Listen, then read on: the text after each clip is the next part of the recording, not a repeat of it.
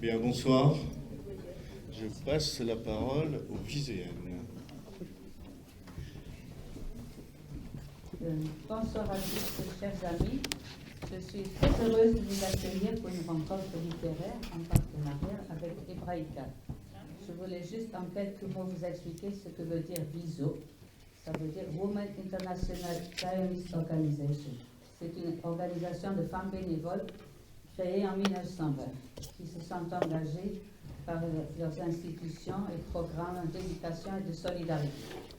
La WIZO a donc 101 ans et soutient l'État d'Israël en aidant à récolter dans le monde entier des fonds pour construire et faire fonctionner des crèches et écoles, mettre en place des programmes thérapeutiques autour des traumatismes familiaux et qui militent pour un statut égalitaire des femmes au sein de la société.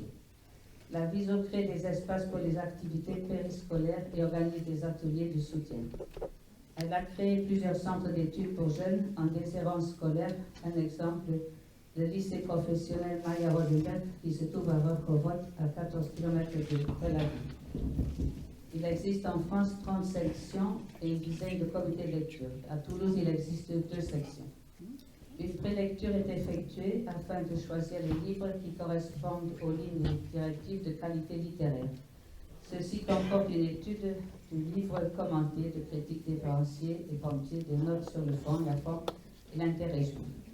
Cet exercice sérieux qui aboutit à un vote national et désigne un prix littéraire pour un auteur français et un prix pour un auteur israélien. Ceci pour promouvoir également la littérature israélienne.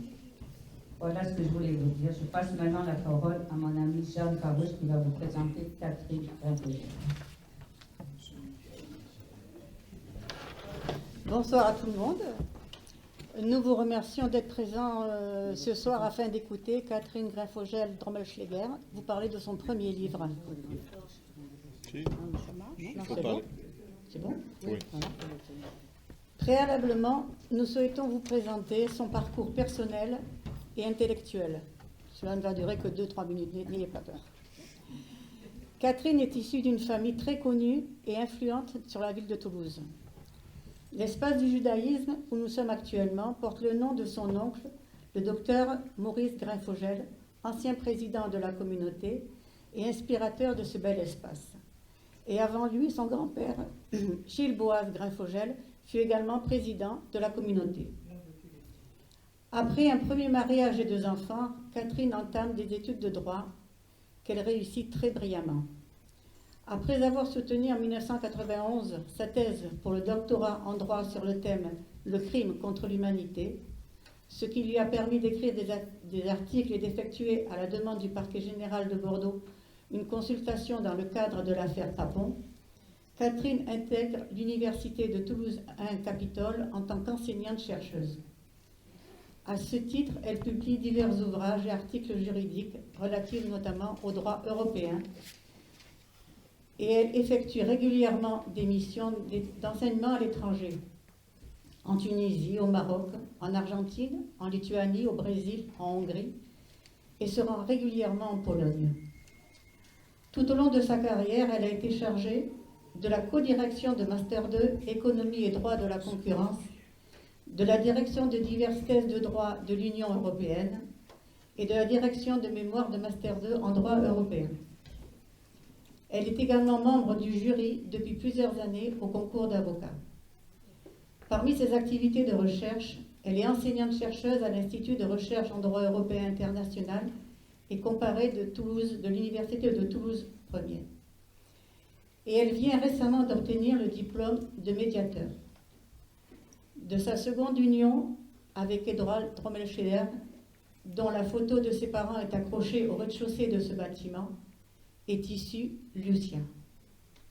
Ce parcours si extraordinaire, riche en diplômes et couronné de succès, Catherine ne le doit qu'à elle-même. Je passe maintenant la parole à Maurice Lugassi. Merci. Est-ce que c'est assez fort? Oui, très bien. On n'a pas de retour, c'est pour cela. Donc, je vais commencer par la phrase qu'a énoncée Madame Farouche. De sa seconde union est née Lucia. C'est vrai. Donc, justement, comment est né ce projet qui est maintenant devenu un bon et beau livre? Eh bien, c'est ce que je raconte dans le livre, d'ailleurs. Merci de me donner la parole. Attendez, je veux remercier Mme Faruche pour sa gentille présentation très dithyrambique. Ça me fait plaisir, je vous remercie. Et juste un mot, je voulais rappeler à tout le monde que j'étais très amie avec votre mère, qui était une femme formidable. Elle s'appelait Suzanne, et je l'aimais beaucoup. Alors, oui, Lucia, pour en venir à mon livre, eh bien, c'est quand j'ai connu mon mari, celui qui devait devenir mon mari. Quand je l'ai connu, il me parlait tout le temps de son histoire. Il me racontait son histoire. D'ailleurs, c'est grâce à Lucia que je l'ai connu.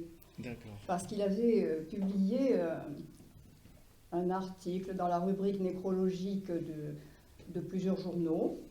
Et j'ai lu cet article. C'était pas un article, c'était, vous savez, comme on met, je rappelle la mémoire de mes parents, etc. Donc j'ai lu cet encart dans la rubrique nécrologique, ça m'a beaucoup touchée. Et donc je lui ai écrit, je le connaissais de loin comme ça, bon, mais sans plus, je n'avais jamais parlé. Et donc je lui ai écrit, bon, il m'a rappelé, et puis il m'a dit, je me souviens très bien, il m'a dit, on va se voir si vous voulez pour que je vous raconte mon histoire. Ah bon. Et donc il me raconte les grandes lignes, ce qu'il savait. Et il me parlait tout le temps de son histoire, enfin, et dans les grandes lignes. Et donc, avec le temps, nous nous sommes rapprochés, et puis il me parlait toujours de cette histoire. Et alors un jour, je lui ai dit, écoute, pourquoi n'irions-nous pas sur les traces de Lucia, parce que tu m'en parles tout le temps, mais il me disait des choses éparses, du genre... ma mère jouait du piano, ma mère parlait 8 langues. Oui, mais des choses éparses, parce que sa mémoire était Non, éparpillée. non, parce qu'il ne savait pas grand-chose, oui, c'est ça. C'est très lacunaire. Édouard a été élevé, en gros, je raconte rapidement l'histoire pour ceux qui ne sauraient pas.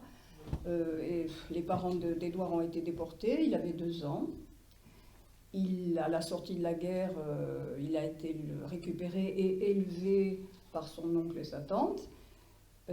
Avec ses cousins, ils l'ont beaucoup aimé, comme les cousins ils le disent, qui sont devenus mes frères, etc. Et donc c'était des familles souffrantes, vous savez bien, on ne parlait pas, la tante, Madame Broda, était,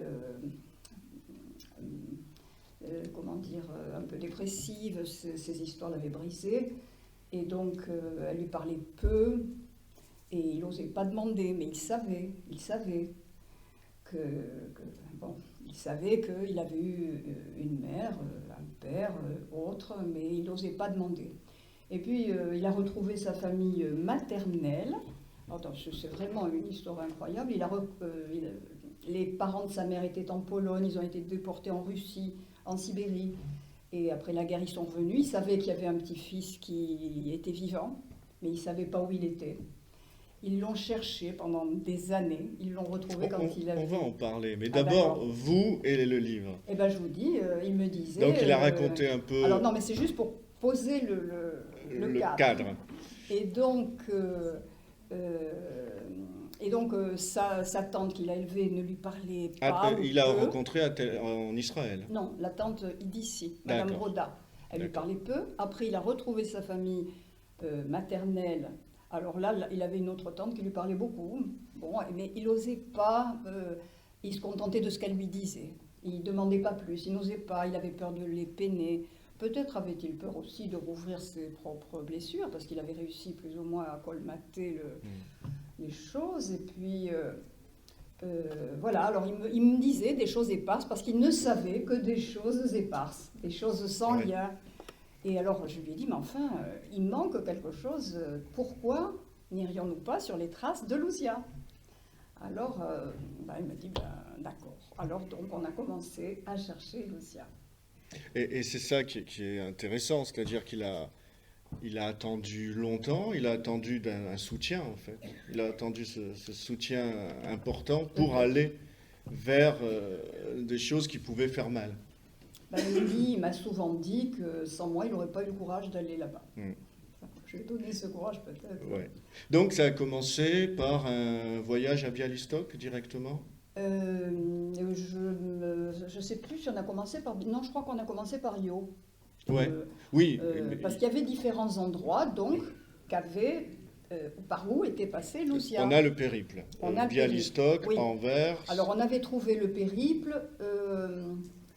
Édouard savait le village des Pyrénées où ils ont été raflés. Il savait qu'elle était née à Bialystok, dont le point de départ, le point d'arrivée. Il savait, je crois, qu'elle avait étudié à Anvers, en Belgique. Et après, la suite, Rivesaltes, Drancy et Auschwitz, il l'a su par le livre de Serge Klarsfeld. Ce livre, vous savez, le premier mémorial de la déportation. Le petit livre jaune? Ah non, un très gros. Ah, le gros, un d'accord. gros annuaire Oui, comme ça, gros. qui est sorti en 1978. Et qui recensait tous les convois qui étaient partis de France. Et il y a plein de gens qui ont découvert comme ça ce qu'il était advenu de leur famille. Et c'est là que tous les deux, vous partez régulièrement en voyage. Oui. Et ce qui est assez fascinant dans ce livre, c'est que vous le racontez bien, vous partez à l'aventure. Parce que vous avez, par exemple, la première visite à Bialystok. Alors là, je reviens toujours à cette première visite. Je ne sais pas si c'est la première visite par rapport à Io, mais dans l'ordre de l'histoire. Mais c'est dans l'ordre de l'histoire, le lieu de naissance. Alors on est allé la première fois à Bialystok parce que, à vrai dire, c'est vrai qu'on n'osait pas, on n'était pas à l'aise. Alors on est allé à Varsovie, même on a, comme l'a dit Madame Faruche, j'avais l'occasion de faire des missions d'enseignement à l'étranger, donc j'ai fait une mission à Varsovie. Et de là, on a pris le train. Et on est allé à Bialystok la première fois. Et on avait pris un guide. Alors un gars qui parlait rien, vous savez, en Pologne c'est difficile. Et lui, il part baragouiner quelques mots d'anglais. Et donc on lui a dit, on veut voir les lieux juifs de Bialystok. Et puis on connaissait l'adresse de Lucia. Ça c'est important, parce qu'elle revient souvent cette adresse. Oui, on connaissait l'adresse. Donc il a commencé à nous sortir, on arrive à la gare, il nous sort des dépliants, vous voyez, Bialystok, vous pouvez voir si là. Non, on veut aller là, telle rue. Et alors il nous a amenés. Et donc on a vu rien du tout parce que, enfin, Édouard savait par sa tante, la sœur de sa mère, que la maison avait été détruite. Et donc il y avait un terrain vague qui jouxtait le musée de l'armée polonaise. Ce terrain vague, ça fait très Shoah de Lanzmann. Il n'y a plus rien, quoi. Et vous partez à la recherche de témoignages, et vous partez à la recherche de traces, de documents, exactement comme dans la première séquence de Shoah dans Lanzmann, c'est le vide. Et là aussi, vous arrivez, vous savez qu'il y a un hôtel, le Ritz, superbe palace, il n'y a plus rien. Qu'il y a une maison, très belle maison parce que c'est une famille bourgeoise, il n'y a plus rien. Vous faites la même démarche en fait que Lanzmann. Alors précisément, la première fois qu'on va à Bialystok, on n'avait pas le temps parce qu'on était juste allé pour la journée. Alors on voulait voir les lieux, mais il n'y avait rien. Et on est reparti de là et j'étais très frustrée parce que je disais à Édouard, je veux voir cette maison. Alors il me disait, mais qu'est-ce que tu veux voir? Il n'y a rien à voir. J'ai dit, je veux voir cette maison. Et on l'a vue finalement. On a réussi. Alors oui, parce que je lui ai dit, comme justement c'était en face de l'hôtel Ritz, et puis à côté du palais Branitzky, qui était le palais où descendaient autrefois les rois de Pologne, le petit Versailles on l'appelait, et ce palais a été détruit aussi, mais il a été reconstruit. Aujourd'hui il abrite la faculté de médecine de Bialystok. Et donc, je lui ai dit, mais tu sais, il doit y avoir des traces, des photos. Vous savez, avant, dans le passé, vous vous souvenez, on photographiait beaucoup les rues et les monuments, surtout les rues. Alors, j'ai dit, on va trouver peut-être. Et on a trouvé. Non, c'est ça. Et ce livre, il est à la fois très, très attachant, parce qu'on va en parler, on a le portrait d'une femme absolument extraordinaire. C'est une chance d'ailleurs, c'est une chance, mais après quand on connaît Édouard, on comprend mieux. Mais c'est une femme absolument extraordinaire et on a cette quête. Mais c'est vrai que c'est un livre qui aurait pu se développer parce que entre les images que vous avez trouvées, l'enquête que vous avez menée, il y a toute une étude sur les photos.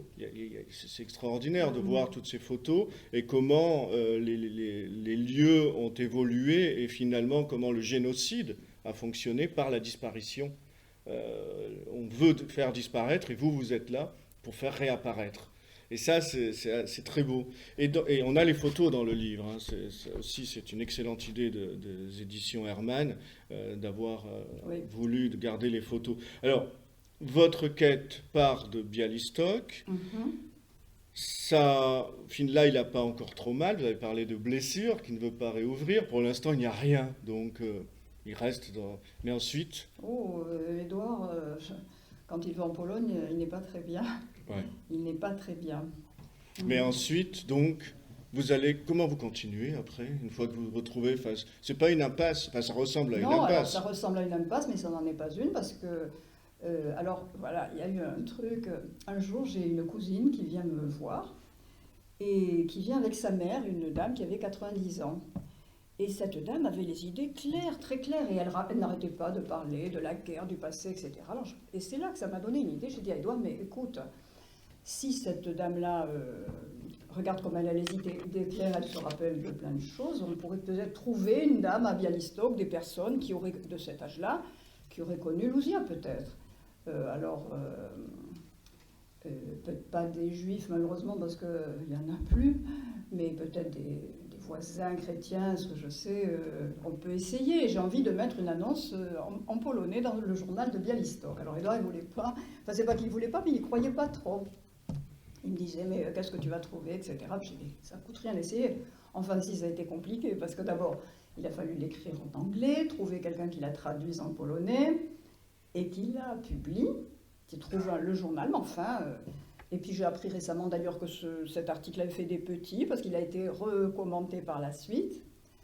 Et donc on a fait paraître cette annonce, et puis quelque temps plus tard, je reçois une lettre, alors pas du tout la dame que j'aurais, ou une ancienne voisine, ou une amie ou quoi, un jeune monsieur qui me dit qu'il est... genre bibliothécaire de l'université de Bialystok, mais qu'il a écrit un livre sur les rues de Bialystok, sur cette rue-là justement, et il a trouvé des choses, effectivement, il me dit, parce que j'avais mis l'annonce comme si c'était Édouard qui l'avait écrit, genre ma mère habitait là, dans cette rue, à ce numéro, etc. Et ce monsieur me dit, j'ai donc écrit un livre sur cette rue, et d'ailleurs c'est vrai, il nous a envoyé le livre, mais c'est écrit en polonais, alors on ne comprend pas grand-chose. Et effectivement, au numéro 3 de cette rue, il y avait une famille qui s'appelait comme ça, alors les grands-parents d'Édouard. Ils avaient acheté la maison à monsieur Untel, il faisait ci, faisait là. Alors nous, on était stupéfaits, on apprenait parce que ça, ils ne le savaient pas. Enfin, ils savaient quelque chose un peu sur le grand-père que lui avait dit la tante, mais pas trop. Et alors, on était très contents, et ce monsieur nous dit, si vous voulez, je vous fais des recherches. Et heureusement d'ailleurs qu'il s'est proposé, parce qu'il fallait faire des recherches aux archives. C'était écrit en polonais, et même en russe, parce que c'est une ville qui a changé de main plusieurs fois. Alors c'était écrit, et ce gars savait ces langues, et donc il nous a trouvé pas mal de choses. Et après on est revenu et on a discuté avec lui, il nous a exposé tout ça. Et on a comme cela, on va pas reprendre toute l'aventure, parce qu'elle est l'aventure de cette quête, parce qu'elle est dans le livre, et il faut le lire. Mais on a comme cela des personnes... qui ont été des personnes clés, Oui. notamment à Varsovie, Reisner, Ah oui. et ainsi de suite. Sans parler de la famille, on va en parler, et notamment la fille d'Ozu, qui a un nom qui sonne japonais, mais il ne l'est pas. Je crois que ça se dit Oshu. Ah, voilà, c'est pour ça. C'est Oscar, il s'appelait, mais c'est son surnom. Il se donne beaucoup de surnoms en Pologne. Bon, Oshu, d'accord. je crois. Hein. Bon. En tout cas, Oshu, qui deviendra Mickey, sera plus facile. Voilà, exactement. Alors, on va en parler. Pour nous, je pense que pour l'assistance aussi, Louzia, c'est d'abord un personnage, oui, un peu fantomatique, et une lettre, et l'histoire ensuite de cette lettre, parce qu'elle est assez connue, elle a été lue sur France Culture, lue dans les médias, elle est exposée à Rivesaltes, elle est envoyée à Yad Vashem, elle est envoyée au mémorial de la Shoah. Et ce qui est très beau, c'est que vous finissez par la lettre, et on va commencer par la lettre. Si vous voulez. Alors, Et qu'est-ce que vous voulez que je vous dise sur cette lettre? Racontez-nous l'histoire de cette lettre et le trajet qu'elle a eu et le temps qu'il lui a fallu pour arriver à son destinataire. Beaucoup de temps, en effet. Alors, Lucia était une femme, je crois, extraordinaire. Et quand elle a été raflée, elle était très jeune, elle avait 24 ans, mais une maturité incroyable. Et donc, quand elle a été raflée à Aio, le village des Pyrénées-Orientales, où ils étaient même pas cachés d'ailleurs, ils étaient genre assignés à résidence. Et ils ont été raflés. Édouard Lucia a eu la présence d'esprit de prendre son enfant parce qu'il devait être déporté aussi. Il avait l'âge, il était dans les catégories déportables, depuis peu d'ailleurs, parce que les catégories avaient changé peu de temps avant, peut-être 15 jours avant, pour qu'il y ait plus de monde dans les convois, parce que la rafle du Veldiv de Paris n'avait pas donné suffisamment, et donc il fallait remplir les trains qui étaient prioritaires de déportation. Et donc il y avait des exemptions, des gens qui pouvaient ne pas être déportés. Et ces exemptions, je ne me souviens plus combien il y avait de cas, mettons 10 cas, et 15 jours avant, ils ont réduit ces cas à 5 par exemple. Et donc Édouard était déportable. Et donc quand elle a entendu les gendarmes arriver, elle a eu la présence d'esprit de prendre son fils et de le cacher dans la maison voisine, de le confier aux voisins. Bon, ils sont raflés, on les amène de Yo à Rivesaltes. Oui, on les a mis à la mairie d'abord parce qu'il y avait un camion qui faisait la tournée de ramassage des Juifs. C'est comme ça qu'était intitulé. C'est la rafle, oui, c'est ça.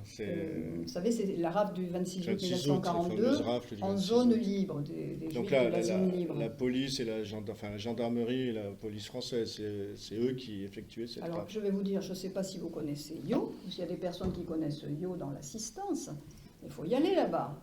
Et aujourd'hui, il faut y aller. Mais alors, imaginez-vous, en 1942, ben, ils ont su y aller. Et puis, dans tous les villages alentours, nous avons trouvé une liste où il y avait marqué ce fameux le parcours. bus de ramassage des Juifs. Alors, il y en a 3 à prendre ici, 2 là, 1 là. Très précisément, oui, 3 à Yo, Font-Romeu 5, Montlouis 1, La Cabanas 1, Olette 6 et Vernet 7. C'est toutes les petites villes qui a le Font-Romeu, je crois que c'est à 10 km ou 5 km, Oui, c'est très proche. Et donc, ils ont fait cette tournée de ramassage des Juifs.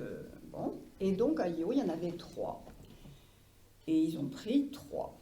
Alors, ce qui est très beau dans ce livre, c'est que, effectivement, c'est une reconstitution historique avec des hypothèses. Et vous passez peut-être 10 pages à essayer de comprendre pourquoi il y a 3 personnes arrêtées. Je vous laisse le découvrir. En tout cas, le fait est que 3 personnes sont arrêtées.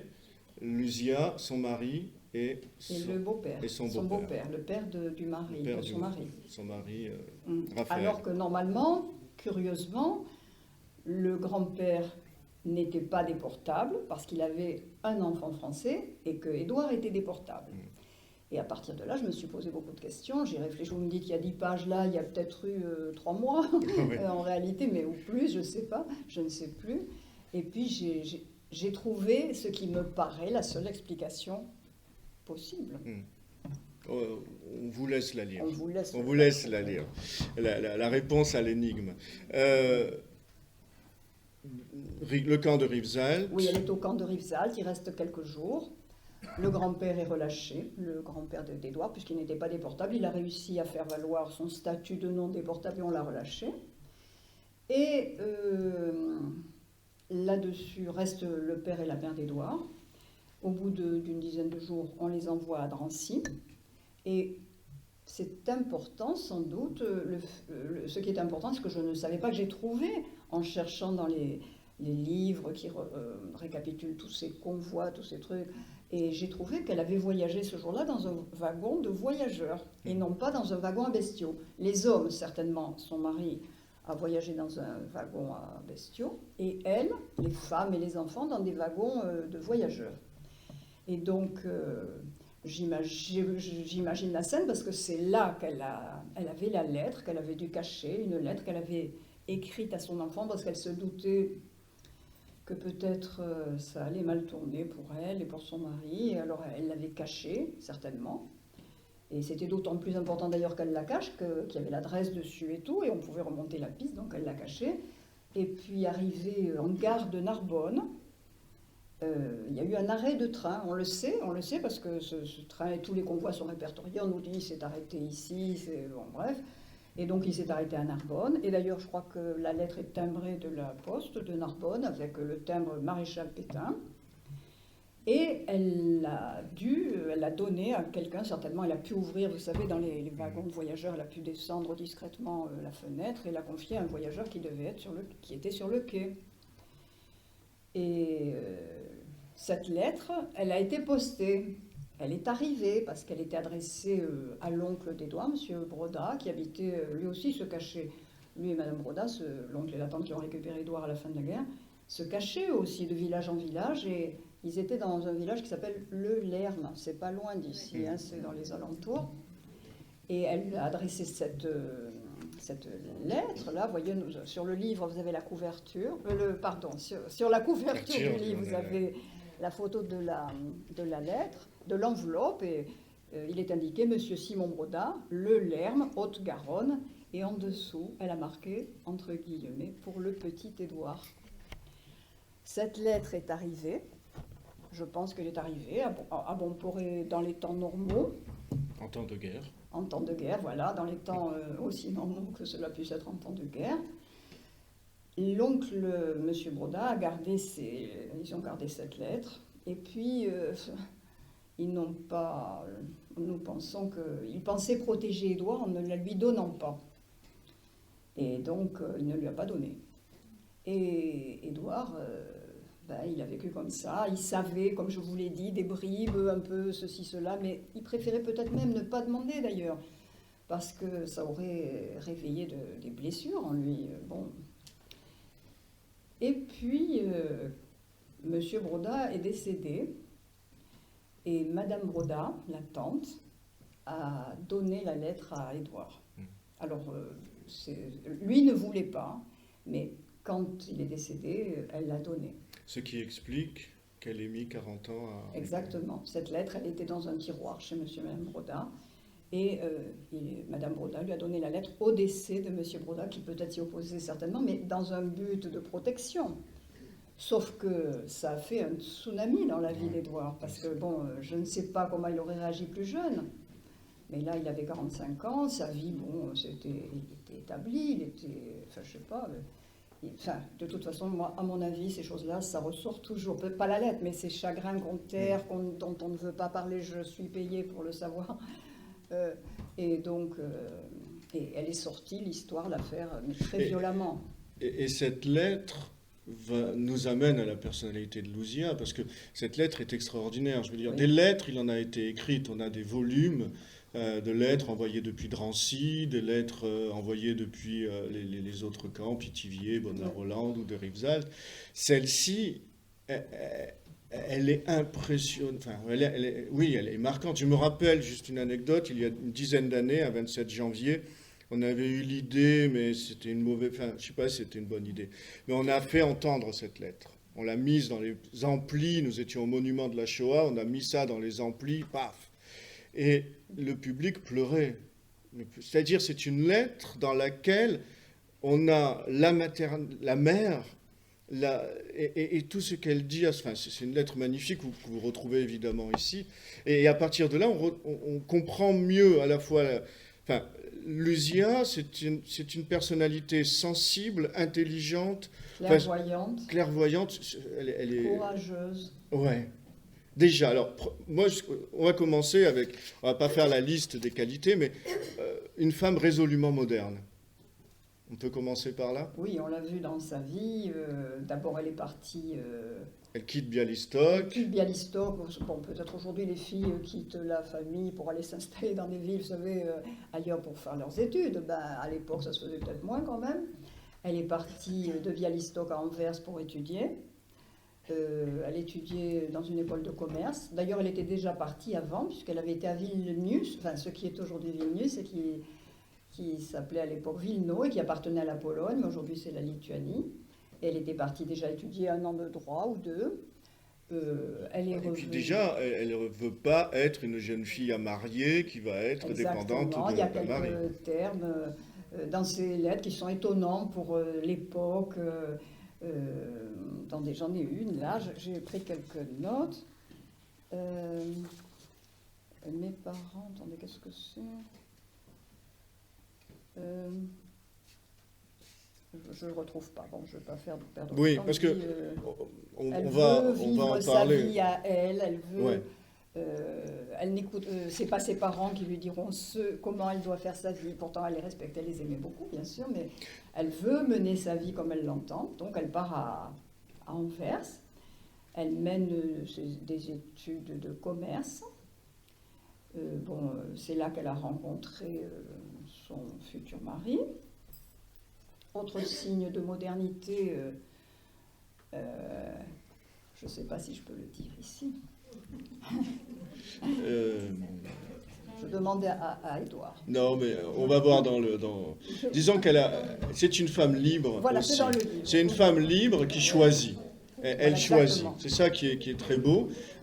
Plutôt qu'être soumise au choix des parents, elle, non, jamais.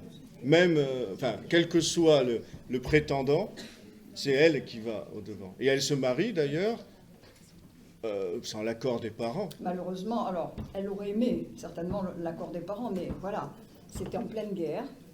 Elle était toute seule à Anvers, elle n'avait plus de ressources, puisque les parents étaient à Bialystok et lui envoyaient de l'argent. Mais là, la guerre avait éclaté, plus de communication avec la Pologne, elle est là-bas sans argent.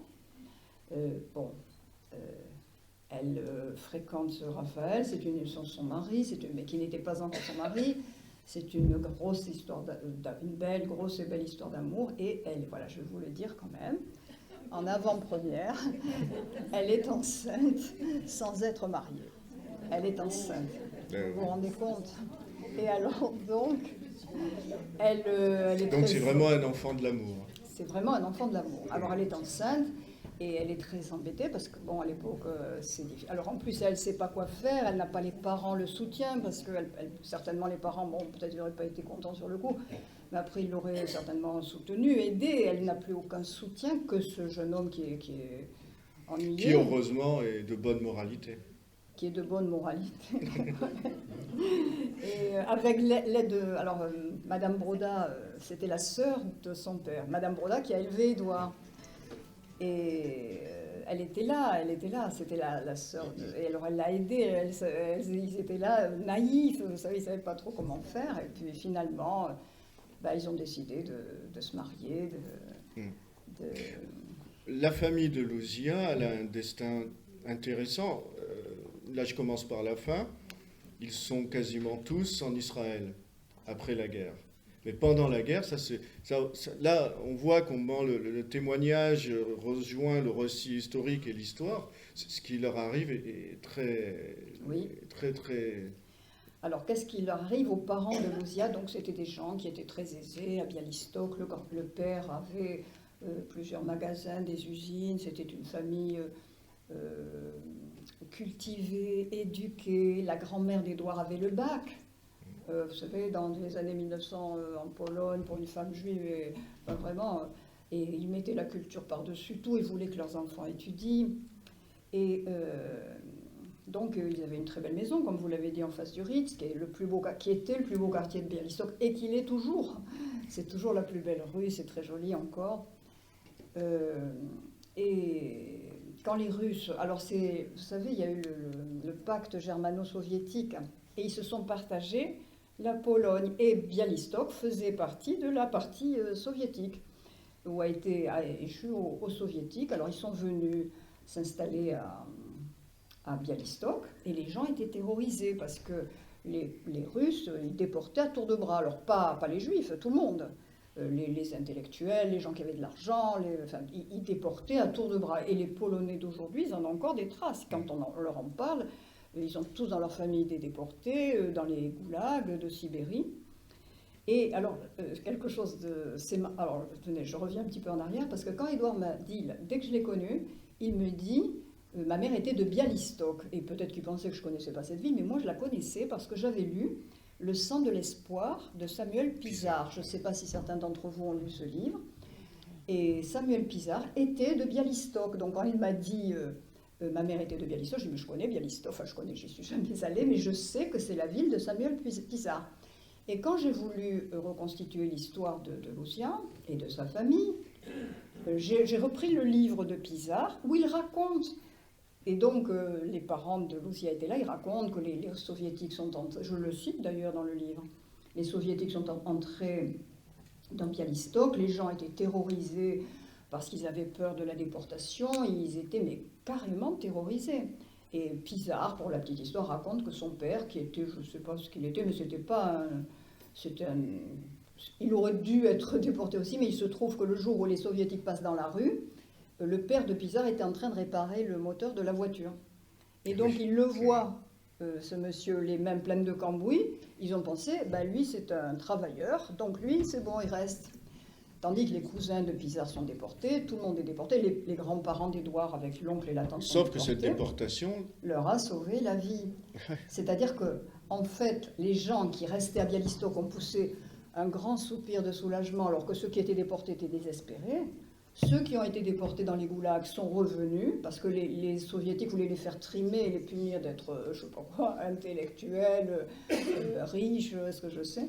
Parce que d'ailleurs les Polonais nous disent, au début ils ont déporté les intellectuels, les riches, les propriétaires, et puis après ils ont déporté tout le monde.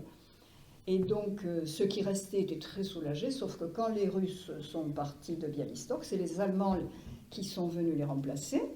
Les Allemands, ils ont aussitôt installé un ghetto dans Bialystok, et bon, ils ont fait à Bialystok comme ils ont fait ailleurs. Et d'ailleurs, ça me fait penser à la coupole de la synagogue, là. Oui.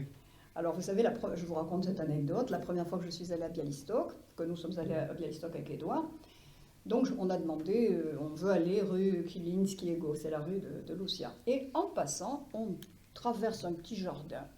Et on voit une espèce de, qui est en photo là dans le livre, comme une espèce d'araignée géante. Vous savez, comme ça. Alors je dis, tiens, ils aiment l'art contemporain ici. Et le guide, qui parlait pas très bien l'anglais, qui baragouinait 4 mots, le guide n'arrêtait pas de me dire synagogue. Alors je dis, mais qu'est-ce qu'il me parle de synagogue? Et il me montre, plus loin, il y a un petit monument discret, et je vois que cette araignée géante, c'est la coupole de la synagogue. Alors, l'histoire est... La photo est dans le livre. Oui, de cette araignée géante, œuvre d'art. C'est tout ce qu'il est resté de la synagogue. Ils ont enfermé, à un moment, alors on ne sait pas bien les chiffres, certaines sources disent 700, d'autres vont jusqu'à 2000. Ils ont enfermé les Juifs dans la synagogue, ils ont mis le feu. Et les gens sont péris, ils sont brûlés, morts, brûlés vifs.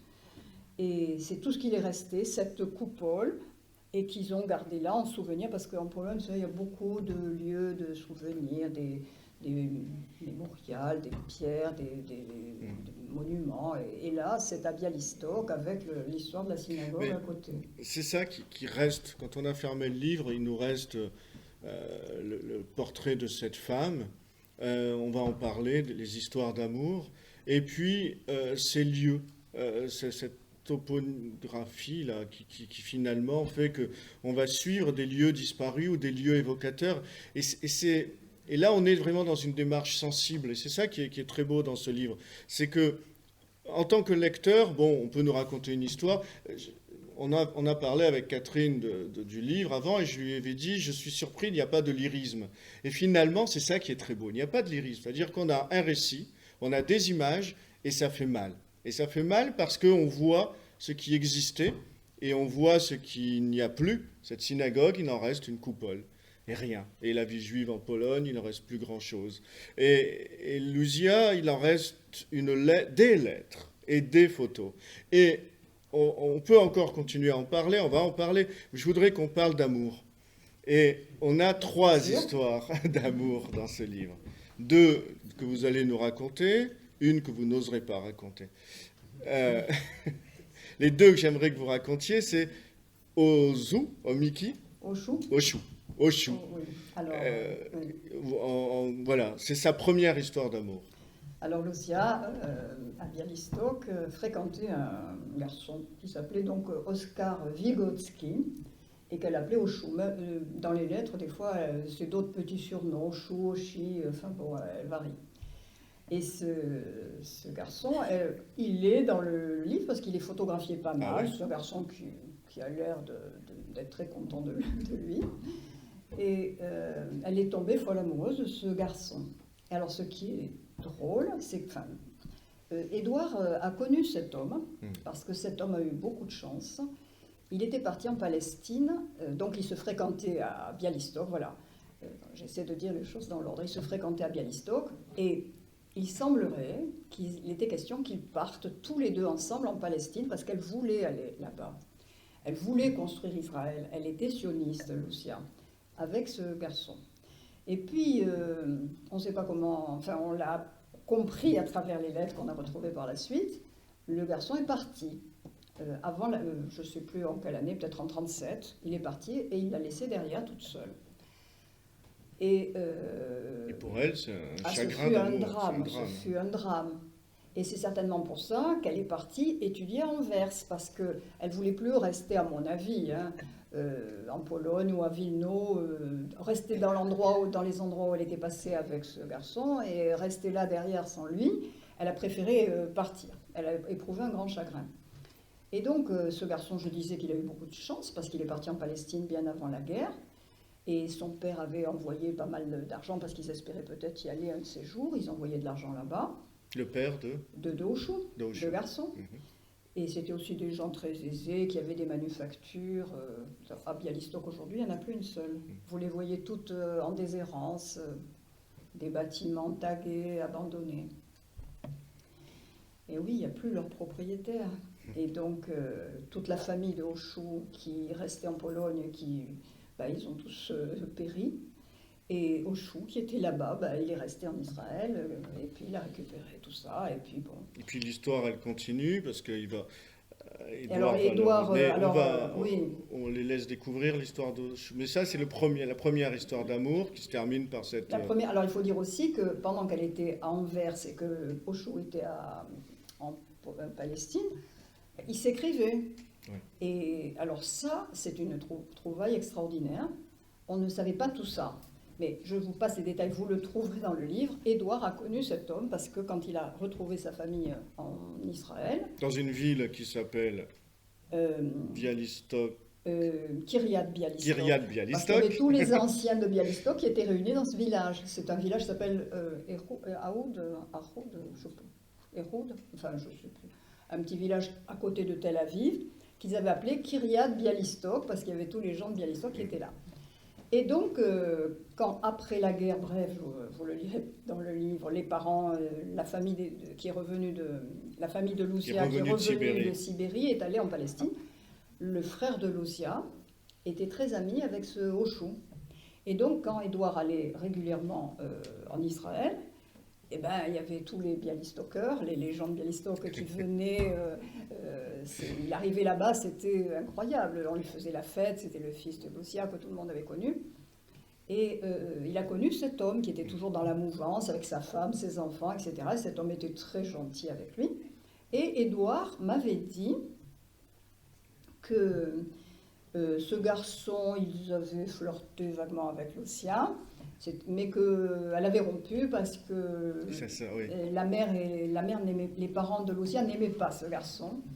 Et donc, à force, elle avait rompu avec lui. Voilà ce que me disait Édouard.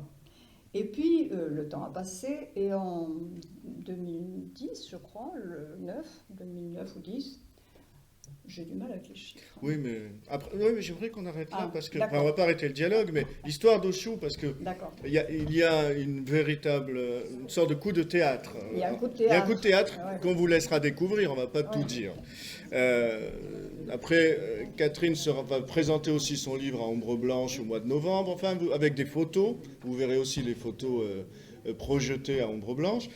Première histoire d'amour. Alors, c'est avec ce Oshu. Oshu. Deuxième histoire d'amour, Raphaël. Oui. On en a déjà un peu parlé.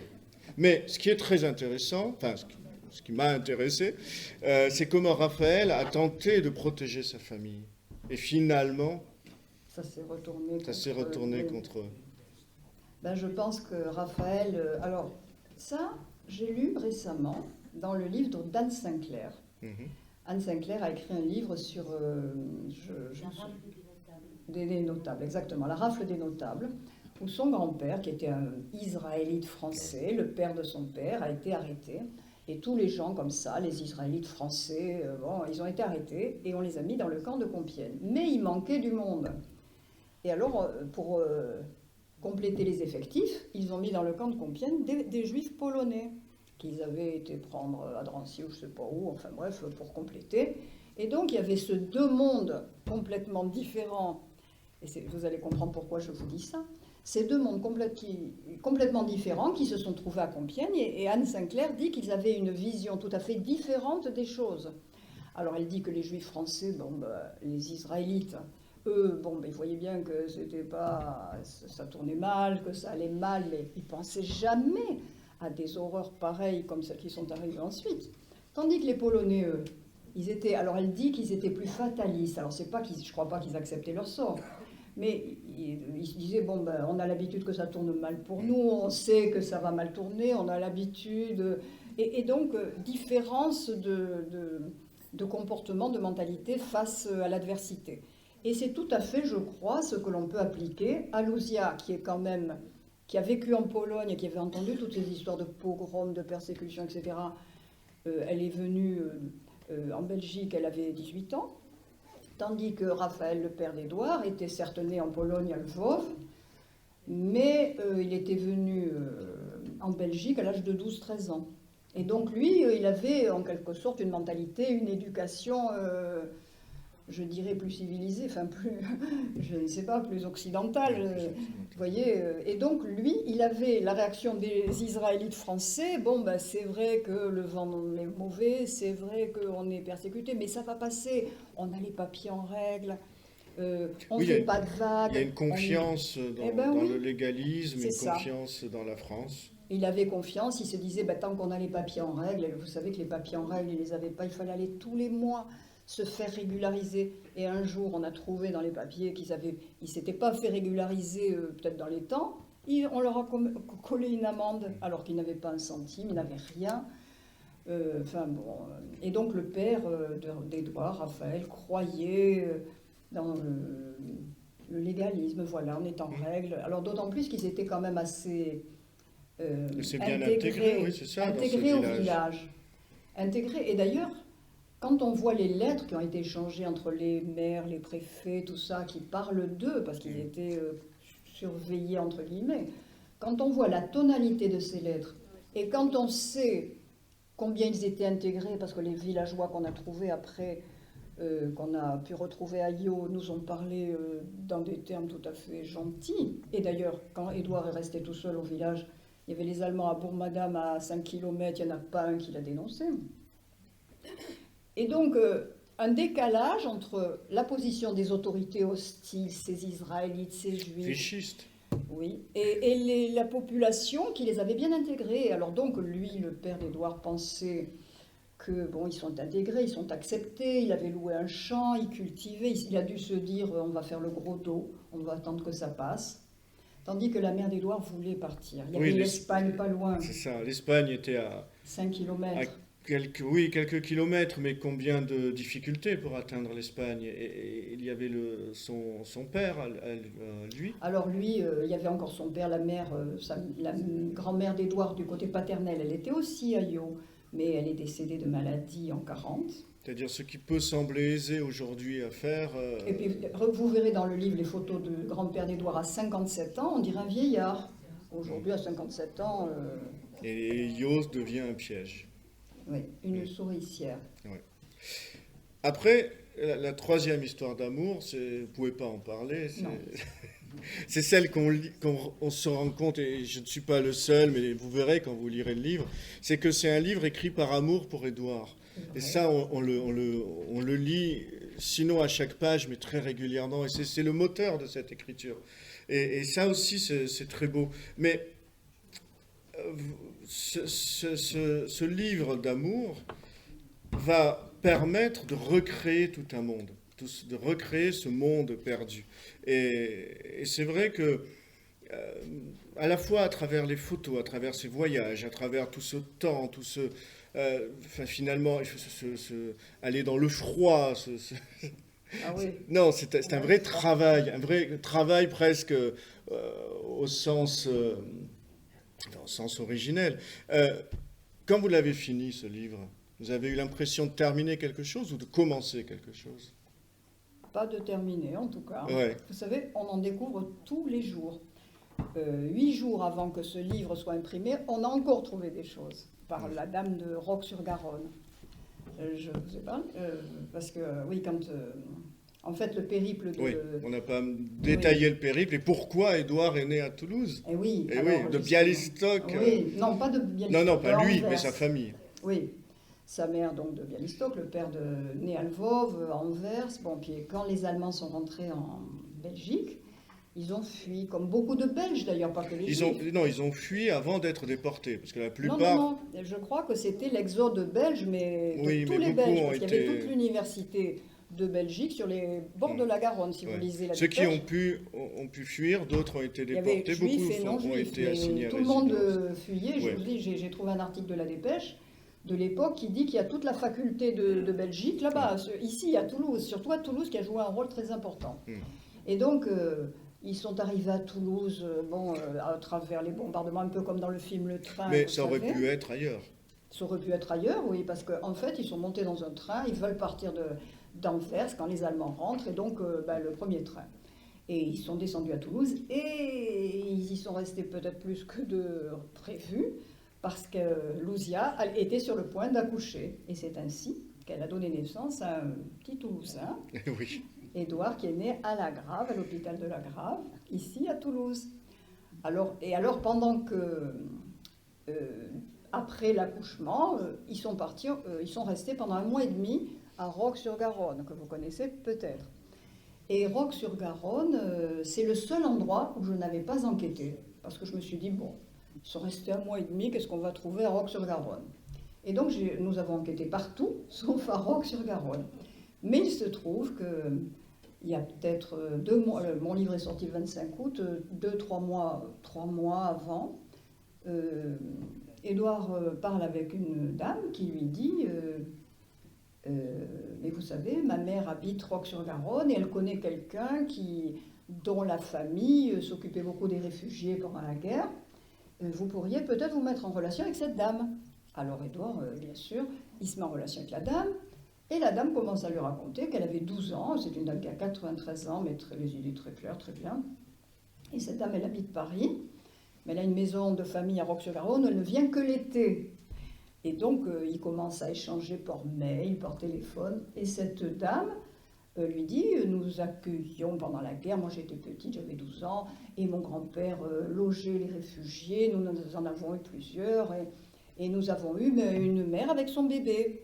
Alors, Édouard dit, ah bon, et puis les dates correspondaient plus ou moins. Et Édouard lui envoie des photos et la dame dit, mais je suis sûre, je reconnais, je suis sûre que c'est elle, c'est Louzia. Et le bébé, donc, c'était lui. Alors on a attendu que cette dame vienne à Toulouse, à Roques-sur-Garonne pendant l'été, et on l'a rencontrée, je crois début août ou fin juillet, je ne me souviens plus, quand elle était là, quand elle a pu nous recevoir. Et donc on va voir cette dame. Et Édouard lui sort les photos de nouveau et il lui dit, mais vous êtes sûr que... Et elle lui a dit, j'en suis certaine. J'en suis certaine. Parce qu'il y a de touchant. Et ça, vous ne le verrez pas dans le livre d'ailleurs, parce que je n'ai pas pu le mettre dans le livre. Le livre était quasiment sous Il y aura presse. une autre édition augmentée. Voilà. Un deuxième tirage. Mais je vais le dire ici quand même. Alors cette dame, elle nous amène, nous dit, je vais vous montrer la chambre de la maison. C'était dans cette maison-là. Je vais vous montrer la chambre où votre... Alors, la maman, oui, le grand-père a demandé à cette jeune fille, elle avait 12 ans, la petite, écoute, est-ce que tu veux bien laisser ta chambre à une maman et son bébé qui viennent de naître, parce que bon... Et les autres, cette dame était accompagnée d'autres, alors effectivement, c'était les grands-parents et la sœur de Raphaël, et les autres ont dormi au grenier, mais pour la maman et le bébé, ça serait mieux qu'ils dorment dans ta chambre. Est-ce que tu veux bien laisser ta chambre? Et cette dame a dit, mais bien sûr, elle nous a dit, j'étais contente, moi. Et alors elle nous dit, je vais vous montrer la chambre. Alors elle nous amène dans la chambre. Alors ce qu'il y avait de marrant, c'est que, enfin marrant, il s'excusait, il y avait son fils et sa belle-fille, il s'excusait presque, vous savez, c'est la même chambre, mais bon, on a refait les peintures, hein. La tapisserie, bon, elle est neuve, hein. Mais la baignoire, c'est la même, hein. Alors elle nous montre, il y avait un petit cabinet de toilette à côté, et alors elle nous a décrit cette scène, incroyable, elle nous a dit, alors regardez, elle a mimé les choses, alors elle a dit, votre maman était là, elle s'est penchée comme ça sur le lit, moi j'étais là, et elle était là, et elle nous décrivait les choses de façon inouïe, elle se souvenait parfaitement. Et alors, il y a juste une chose que j'ai pu mettre dans le livre, parce que ça prenait pas beaucoup de place, et je tenais à le mettre, elle a dit, c'est marrant, parce que toutes ces personnes qui étaient là, et je m'en souviens très bien, ils étaient tristes, ils avaient des mines tristes, mais elle était souriante, elle était heureuse. Elle était, ouais. Mais dans toutes les photos, on la voit rayonnante, même dans l'adversité. Elle était rayonnante. Je voudrais laisser la parole au public. Je vais passer avec le micro. Et devant, je mets mon masque et j'arrive. Non, vas-y. Mais il faut l'approcher beaucoup. Juste, je voulais dire, parce que j'étais tellement émue de ce que vous venez de raconter, jusqu'à aujourd'hui, vous découvrez encore des choses. Cette histoire est extraordinaire et magnifique. Je vous remercie, madame. Merci beaucoup. Oui, bonjour, merci d'être ici ce soir. Alors, j'ai lu le livre un peu en exclusivité, on va dire, parce que Jeanne me l'a passé, elle avait un ouvrage qui n'était pas encore édité. Et je dois dire que dans notre comité de lecture, on a l'habitude de ce genre de thèmes et de ce genre de circonstances qui sont racontées très détaillées. Et votre livre est remarquable dans le... Je vais parler moi plutôt de la forme, hein, parce que vous avez beaucoup parlé du fond, on ne va pas en dire davantage pour laisser un peu la surprise au lecteur. Hein. Et ce qu'il y a de remarquable dans votre livre, dans la forme, par rapport aux livres que nous lisons habituellement, c'est que vous avez su réunir dans le même ouvrage des passages, on va dire, d'un réalisme dramatique, quoi. Notamment, par exemple, le chapitre concernant Drancy et Auschwitz, que j'ai eu beaucoup de mal à lire, vraiment beaucoup de mal.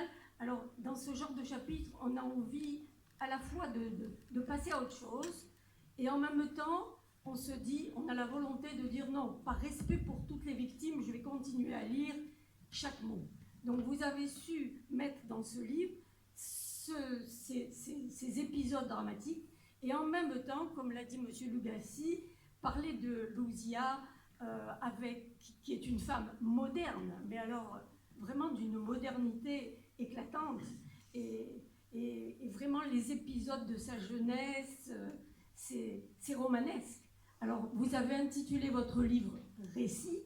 Moi, quelquefois, j'ai envie de dire « roman » plutôt, parce que on se dit, c'est pas possible, il y a du fictif. Alors justement, je voudrais vous poser la question, est-ce que vous avez dû, pour certains épisodes, inventer, faire appel à la fiction?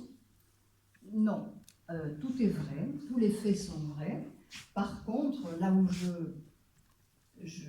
si vous voulez, pour lier les chapitres entre eux, parce que je savais qu'ils étaient arrivés là, qu'ils avaient fait ça, etc. Et par exemple, quelquefois, je lui prête des pensées à Lousia, même au grand-père, par exemple, je leur prête une pensée par-ci, par-là. J'essaie de me mettre dans leur peau, de me dire comment ils ont pu réagir, mais c'est tout.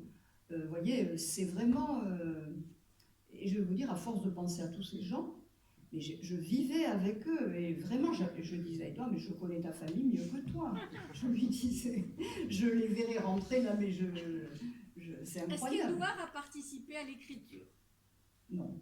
Est-ce que parfois vous lui avez demandé, est-ce que vous lui lisiez les chapitres au fur et à mesure ou... Je lui donnais à lire. Je lui donnais à lire. Et je lui donnais à lire pour que, bon, oui, voulais être sûr que ça lui convienne, que ça lui plaise.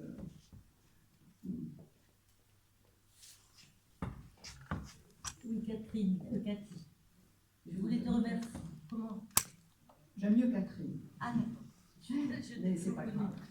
Oui, je sais. Alors Catherine, je voulais te remercier infiniment parce que quand on pousse la porte de l'EVJ et qu'on passe sous les portraits des parents d'Édouard. C'est notre histoire. Ils font partie de notre histoire, je dirais même de mon patrimoine, parce que quand je rentre à l'EDJ, accompagnée par des amis, je leur raconte toujours ce que je savais, mais c'était une ébauche. Je savais le drame, je connaissais l'histoire de la lettre sans connaître les détails. Je savais que les enfants d'Édouard et Mimette s'appelaient Lucia et Raphaël, en mémoire des parents décédés. Je savais tout ça, mais grâce à toi, on a donné vie et on a redonné vie à Lucia. Et donc, grâce à ça aussi, c'est toi tout à l'heure qui me l'as confié, tu as découvert que ce n'était pas Lucia, mais c'était Lucia. Et ça, c'est extraordinaire. Et je voulais te remercier infiniment, parce que, en fait, je n'imaginais pas cette vie. Et tu as levé des pans et tiré le voile sur toute une vie magnifique. Je te remercie infiniment. C'est moi qui te remercie. Et merci, C'est Édouard, très gentil. Et à propos de choses que je découvre, je vais vous dire quelque chose qui est assez drôle. Dernièrement, je vois Monsieur Lugassi et il m'a appris quelque chose. Et ça m'a ému. Oui. Il m'a dit, parce que Monsieur Lugassi est originaire de Perpignan. J'ai grandi à Perpignan. Et Yo, c'est dans le coin, c'est les Pyrénées-Orientales. Et il me dit, l'autre jour je l'ai rencontré, pour qu'on discute un petit peu, et il me dit, tu sais, vous savez, les chaussures que portait Lucia, ça s'appelle des Bigatanes. Des bigatanes. Moi, j'avais entendu ce mot. Et ça m'a ému, parce que ça me disait que les chaussures qu'elle portait à Yo, elle les avait achetées là, sur place, Il est et qu'elle les avait fabriqué pas sur amenées. place. Il est fabriqué. Mais ça m'a ému. Ah ouais. Non, Ça, c'était la semaine dernière. Quand vous disiez que c'était un couple intégré, une famille intégrée, Ah bah y oui. compris dans sa manière de Se vêtir, elle avait acheté et fait travailler les commerçants du coin. Oui, oui, avec les Bigatanes. Ouais. Moi, je ne vois pas comment on ne peut pas poser une question à Édouard. Ah ben oui, hein. Ah ben, moi, je ne vais pas reprendre un dialogue direct, mais juste comment vous avez vécu ce voyage, à la fois un voyage dans la géographie, dans la mémoire familiale, et troisième voyage, c'est ce voyage avec ce livre, une fois qu'il est fait. Ça fait beaucoup de questions. Oui, ça fait beaucoup de questions. Je vais essayer d'y répondre quand même. Tout seul, comme l'a dit Catherine tout à l'heure, je n'aurais pas eu, je peux dire, le courage d'entreprendre tout ce travail. Catherine l'a fait, elle l'a fait pour moi, et comme vous l'avez dit, elle l'a fait par amour. Et je pense que c'est difficile de donner une preuve d'amour beaucoup plus grande que celle-là, parce que ça touche à ce qui est essentiel chez moi. Après, j'ai lu le livre, je l'ai relu et je l'ai re-relu, et j'avais l'impression chaque fois de découvrir encore quelque chose. C'est ce qui est extraordinaire. Et pour en revenir à la personnalité de la mère, que je n'ai pas connue, mais que j'ai vécu des choses dont je ne me souviens pas. Je n'ai pas l'impression que c'est moi qui les ai vécues, pourtant je les ai vécues. Mais je peux dire que la forme de courage la plus extraordinaire, je crois, qu'un être humain peut donner, c'est le courage d'une mère, la mienne en l'occurrence, qui, la mort dans l'âme, a laissé son enfant pour lui donner une chance de survie, en sachant très bien qu'elle ne le reverrait pas. Parce qu'elle le savait, comme l'a dit Catherine tout à l'heure, elle a vécu en Pologne, elle a fait des études à Wilno, et à Wilno, ma tante m'a raconté qu'elle a subi des assauts d'antisémites et que même elle a jeté des chaises à la faculté et à la figure. Donc c'était quelqu'un qui ne se laissait pas faire et elle a montré qu'elle avait cette volonté-là.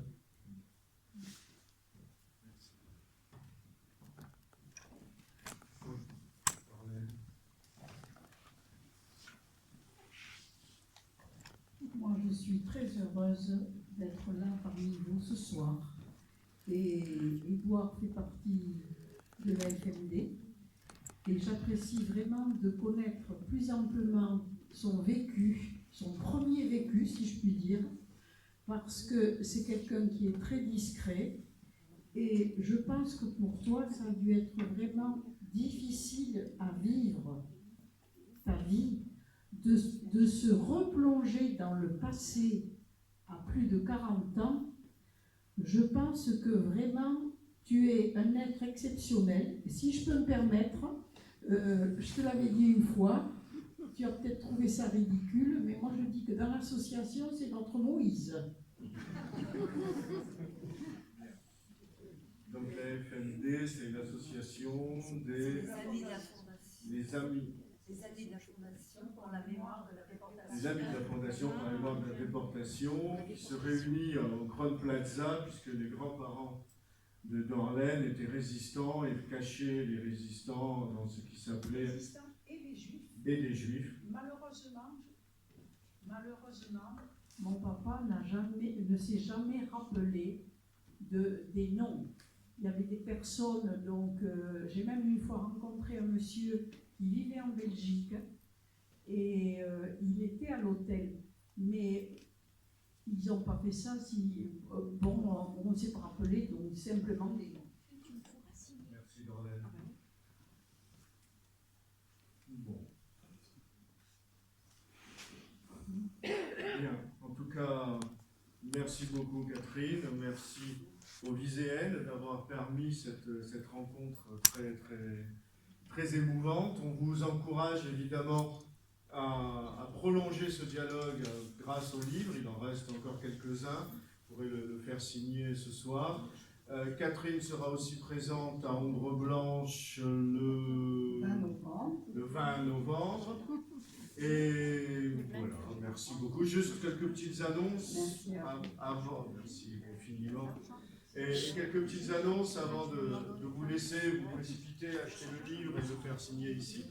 Nous nous retrouvons ce jeudi 19, ici même. Cette fois, c'est le CRIF et surtout le consulat d'Allemagne pour 1700 ans de vie juive en Allemagne. Une très belle soirée en perspective, l'entrée est libre. C'est mardi 19. C'est le mardi 19. La consul d'Allemagne sera présente, ainsi que d'autres personnalités. Ce sera ici et vous serez évidemment les bienvenus. Et puis, nous recevrons aussi Rudi Reichstadt de Conspiracy Watch, le fondateur de ce site, le spécialiste du conspirationnisme. Regardez le site hebraicatoulouse.com. Et puis je voudrais attirer votre attention sur un très beau documentaire qui va passer à l'ABC. Le réalisateur sera présent. Le titre n'est pas très incitatif, Pingouin et Goéland, c'est une très très belle histoire. Ce sont deux personnes, un couple, ils ont sauvé près de 500 enfants pendant la guerre. Lui il est juif, elle non. Mais sa judéité, il n'a même pas déclaré. Et ils ont pris en charge une maison d'enfants financée par Vichy. Et dans cette maison d'enfants financée par Vichy, avec l'argent de Vichy, ils ont sauvé plus de 500 enfants et des instituteurs, institutrices, surtout juives. Et pourquoi Pingouin et Goéland? C'est-à-dire que certes, ils faisaient des faux papiers dont ils n'étaient pas sûrs de la qualité. Donc, tout le monde portait des surnoms. En tout cas, les enfants comme les instituts. Et eux, leur surnom à eux, c'était Pingouin et Goéland. Et quand Vichy envoyait les inspecteurs, ils interrogeaient les institutrices et elles disaient « Moi, je m'appelle Colombe, moi, je m'appelle Alouette. » « Oui, mais votre vrai nom ?»« Oh, ben non, c'est Colombe et Alouette. » Et ainsi, ils ont sauvé beaucoup d'enfants. Et le réalisateur Michel Leclerc est l'enfant d'une des filles sauvées là. Et à l'ABC, il y aura probablement une rencontre très émouvante. Parce que la fille du réalisateur a été sauvée par le mime Marceau. Vous savez, il était résistant. Par Marcel Marceau. J'en ai aussitôt fait part à la fille de Marcel Marceau, qui habite Montauban, et elle va venir rencontrer le réalisateur. Ça veut dire qu'en fait, la fille La fille de l'homme qui a sauvé la mère du réalisateur. Et on aura la deuxième génération qui va se rencontrer. Ils se sont déjà mis en contact et ils vont se relier. Elle viendra à la BC. Regardez le site hebraïca-toulouse.com, il y a toutes les infos. Voilà, merci de m'avoir laissé le temps de penser quelques infos. Et maintenant, place aux signatures. Et aux applaudissements, évidemment.